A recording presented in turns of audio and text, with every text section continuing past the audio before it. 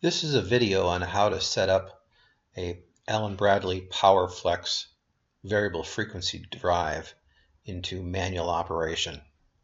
This is a live system right now, and as you can see, the pump is running at 11.1 Hertz. And what we're going to demonstrate here is how to put this drive into maintenance mode so you can more precisely control the operation of the pump. You would put it into maintenance mode for a couple of reasons. One, if you are starting up the system to begin with, and two, if you are doing any repairs on the system. And the reason you would put it into maintenance mode is to help facilitate bleeding the air out of the system.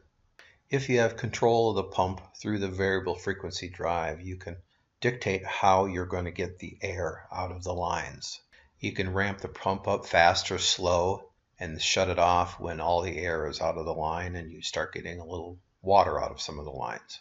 I did a video earlier on replacing this pump that is pictured right here. And in that video, I talked about when you take apart this pump, you take these lines off, the incoming line, the discharge line, that when you take those apart to get at the pump, all the water runs out of those lines. And in order to successfully restart the pump, you want to bleed the air out of those lines again. So in that video, I described how to bleed the air out. But in the end of that video, I described the only way to bleed out the air in this line, the discharge line, is that you had to get the pump running. And the only way to successfully do that is to put it in manual operation. So when you put it in manual operation, you can start the pump in a controlled manner. You can start this motor slowly to start pumping water through the system. Now, since we had bled the incoming line, when we do start the pump up very slowly, water starts to go through the pump and come out this particular line. And actually what we're doing is we're bleeding the air out until water comes out of this compression nut here. And then we tighten the nut up, and then that line is bled. And then from there, we can take it out of maintenance mode and start running again. Or we can do further testing in maintenance mode to make sure everything is working properly. And that's generally what I do.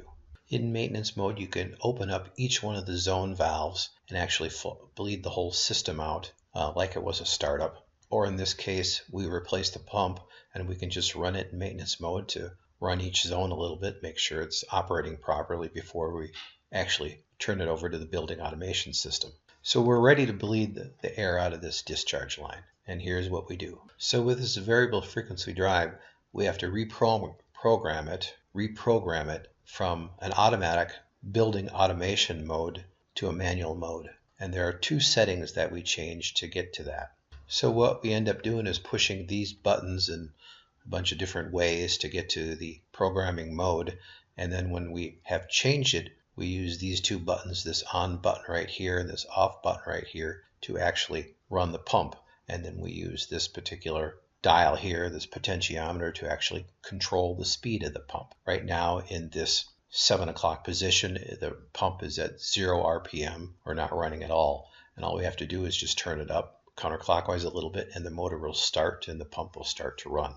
So the first thing we do is we press the select key, and that gets us into the programming mode. Now this is not a picture here, this is actually a live video. So what I'm going to do is move along to the video to the point where you actually push the right buttons in order to get into that mode. So here we go.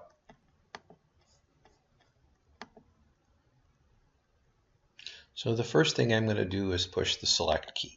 And when I did that, you can see that it popped up with P038. That's one of the programming modes. In fact, that's one of the modes that we have to change. That's one of the settings we have to change. The other one we have to change is P36. So if I run this video, you can see we're at P33, and I just changed it to the P34, and I hit the select key. And now I'm going to change it to P35, and I'm going to take a look at that value. Hit the escape key and go to P36 and take a look at that.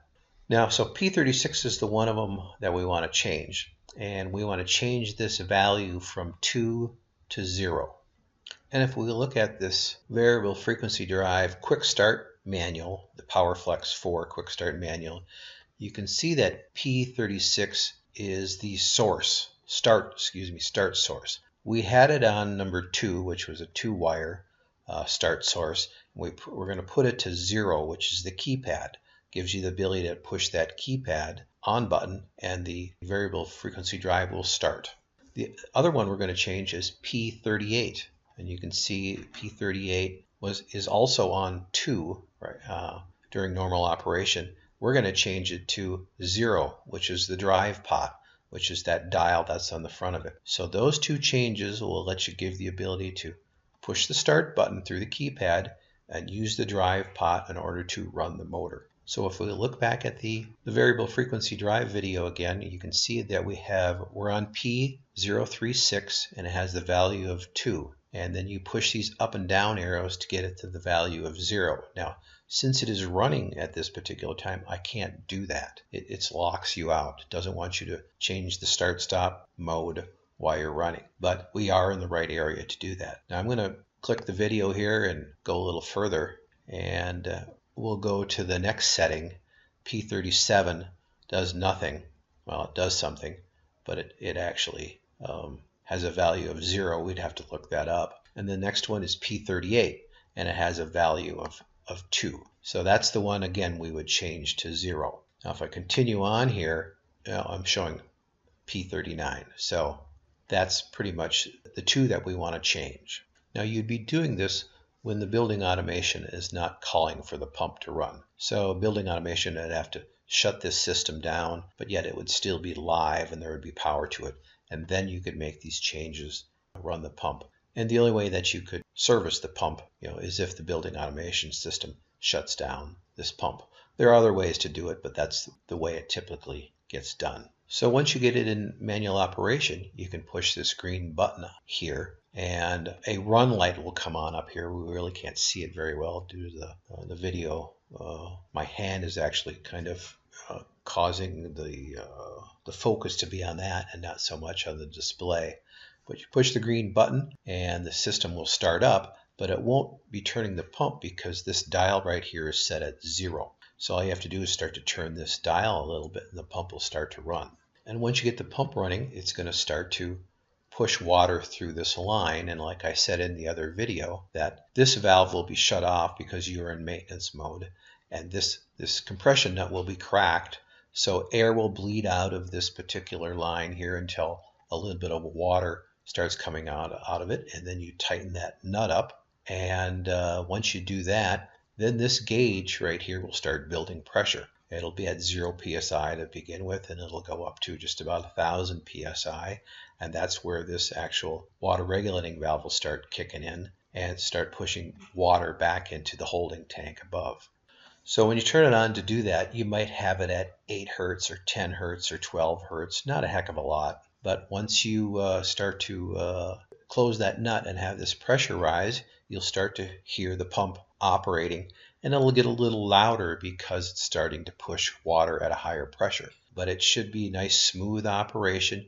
You might hear a little bit of noise because of a small amount of residual air that's still in the line from bleeding out the incoming water supply line.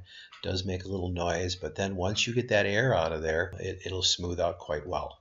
So at this point, you could actually open this particular ball valve and then go up to the control panel and manually open up some solenoids by flipping some little dip switches on relays to actually cause some mist to come out of the system. So you can actually flip those relays 1 through 4 on and off is all you want, and then actually take the rheostat on the variable frequency right here, and you can change the frequency, which is actually going to change the pressure that's on the gauge as you flip switches for different solenoids to come on. And then once you get done doing some testing, you go back and you reprogram P036 and P038 to both have the setting of 2, which is the settings that they're supposed to be on. So I'll probably get into all those settings in a different video, but that's the gist of what's going on to put the variable frequency drive into the manual operation mode to bleed the air out of the system. So